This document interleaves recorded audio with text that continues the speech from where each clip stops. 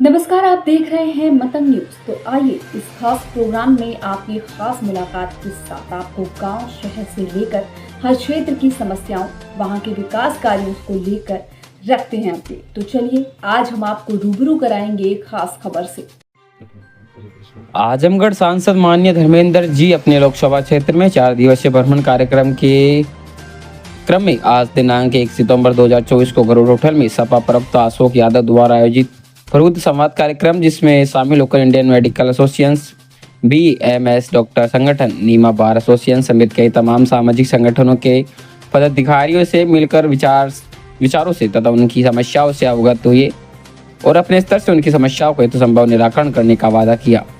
कार्यक्रम में IMA अध्यक्ष डॉक्टर CK त्यागी, पूर्व अध्यक्ष डॉक्टर जावेद अख्तर, राम हॉस्पिटल के director doctor Amit Singh, doctor Ehtesham, doctor Nirmal Srivastava, bar association के अध्यक्ष अशोक पांडे, पूर्व अध्यक्ष सूबेदार यादव, महिलाओं के उत्थान हेतु संगठन चलाने वाली हीना देसाई, पूनम सिंह, पूर्व मंत्री व सदर विधायक दुर्गा प्रसाद यादव, जिला अध्यक्ष हवलदार यादव, विधायक संग्राम यादव, विधायक नफीस अहमद, पूर्व मंत्री रामदुल्ला राजभर, ईश्वर चंद्र यादव, राज किशोर गुड्डू, आशुतोष चौधरी, विवेक सिंह, अजीत राव, कुणाल मौर्य, निशांत राय समेत बड़ी संख्या में पार्टी के पदाधिकारी उपस्थित रहे।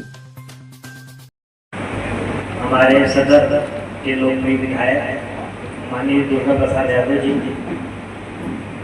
विधायक गोपालपुर नफीस जी, विधायक कटरौलिया श्री संग्राम जी, हमारे यहाँ के जिलाध्यक्ष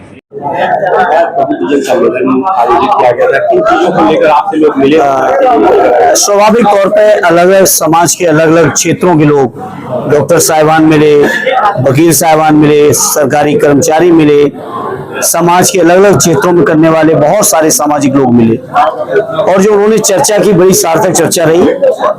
और मैंने भी अपनी ओर से आश्वासन दिया है कि मैं कोशिश करूंगा उनकी हर उम्मीदों को पूरा कर पाए।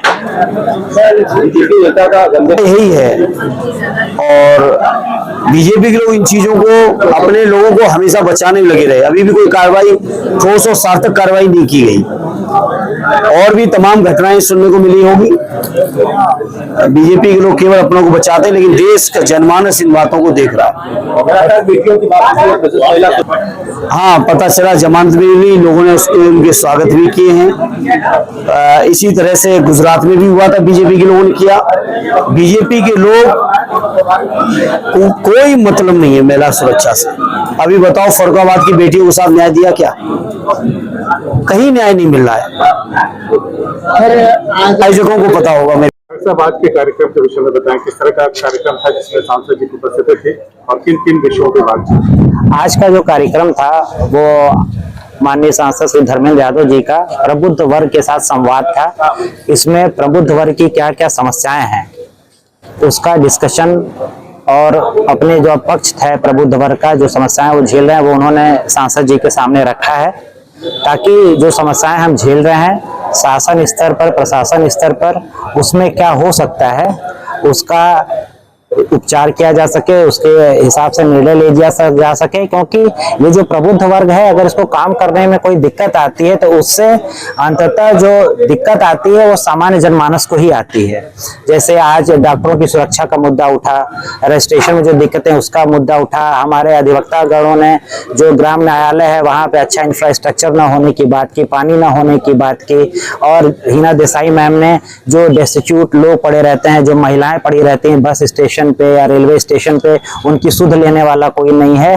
तो आज प्रबुद्ध जनों ने जो समाज की समस्याएं हैं, जो प्रोफेशनल्स की समस्याएं हैं, उनको हमारे माननीय सांसद श्री धर्मेंद्र यादव जी के आगे रखा है और सांसद जी ने हम सबको भरोसा दिया है कि जो भी मदद हो सकेगी अपनी तरफ से, शासन की तरफ से, प्रशासन की तरफ से, उसके लिए सड़क पे हो या संसद में हो, जो भी काम किया जा सकता है वो करेंगे।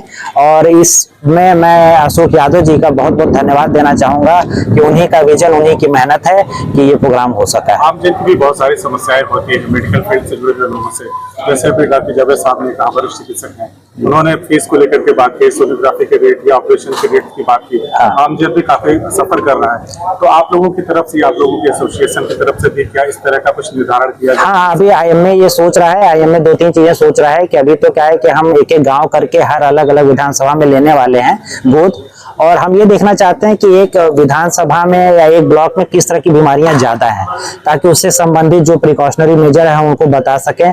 दूसरी दिक्कत क्या आ रही है कि डॉक्टरों को भी ये पता है कि सामान्य जनमानस और डॉक्टरों के बीच में दूरियां बढ़ती जा रही हैं, और उसकी वजह से क्या होता है, एक मिसट्रस्ट पैदा हो रहा है, एक ट्रस्ट जो है वो कम होता जाता है, और डॉक्टरों की जो शक्ति है वो ट्रस्ट ही है। तो अभी हम ये भी एक प्लान कर रहे हैं कि अलग अलग संस्थाओं के थ्रू हम उन लोगों के थ्रू उनसे बात करें कि उनकी डॉक्टरों के क्या साथ समस्याएं हैं और हम उसको कैसे हेल्प आउट कर सकते हैं, कैसे सॉर्ट आउट कर सकते हैं। हैसियत आम नागरिक, सांसद हो या विधायक हो या एमएलसी हो, आम नागरिकों की आप लोगों की क्या अपेक्षाएं हैं अपने जनप्रतिनिधियों से? देखिए, बिजली, पानी, सड़क, रोजगार, महंगाई पे कंट्रोल और स्वास्थ्य और शिक्षा, ये सब चीजें हैं, ये बेसिक एमिनिटीज हैं किसी भी देश को आगे बढ़ने के लिए। और अगर आप देखेंगे, अभी बहुत सी रिपोर्टें आई हैं, उसमें अगर आप देखेंगे कि शिक्षा में हम विश्व में बहुत पीछे हैं। हम स्वास्थ्य के क्षेत्र में अगर आप ये देखेंगे कि स्वास्थ्य कितनी सुलभता से मिलता है, तो पूरे विश्व में हम 114वें नंबर पे हैं। अगर हम महिला और पुरुष के अंतर जो मतभेद हैं, चाहे वो एक ही जगह पे काम करते हुए महिलाओं को कम वेतन मिलना, चाहे वो सामाजिक या पॉलिटिकल जो क्षेत्र है उसमें महिलाओं को कम भागीदारी मिलना, उसमें हम 118वें नंबर पे हैं। तो ऐसी बहुत सी समस्याएं हैं। हमारे जो गरीब हैं, जो हमारे नए, अभी क्या है कि भारत की 65% जनसंख्या 27 साल की है। अगर हम रोजगार नहीं दे पाएंगे तो आगे आने वालों में ये जो 27 साल के लोग हैं, अगले 20-30 साल में 57 साल के हो जाएंगे, भारत बूढ़ों का देश हो जाएगा। तो भारत के पास ये बहुत ही क्रिटिकल मौका है। अगर हम इस समय कुछ नहीं कर, भारत ने एक बार अपना जो एक मौका था छोड़ा 1991 में, जब लिबरलाइजेशन, प्राइवेटाइजेशन और ग्लोबलाइजेशन का समय आया। चीन ने उस चीज को पकड़ा, मैन्युफैक्चरिंग पे गया, और चीन विश्व की एक बहुत बड़ी ताकत है। अब इस समय हमारे पास एक दूसरा मौका, उसमें भारत चूक गया। अब ये दूसरा मौका आया है कि जब हमारी बहुत सी जो जनरेशन है वो यंग है, और ये मौका हमारे पास अगले 20-30 साल का है सिर्फ, क्योंकि अगले 20 साल में हमारा युवा जो है वो 47 साल का हो जाएगा।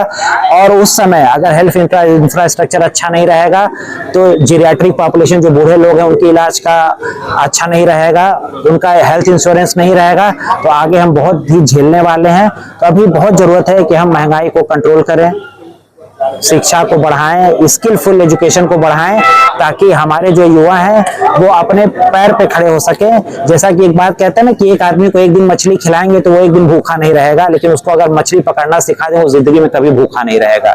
तो हमको अपनी सोसाइटी को एक डिपेंडेंट नहीं बनाना है, एक सेल्फ डिपेंडेंट बनाना है, क्योंकि सेल्फ डिपेंडेंट सोसाइटी विकसित हो सकती है।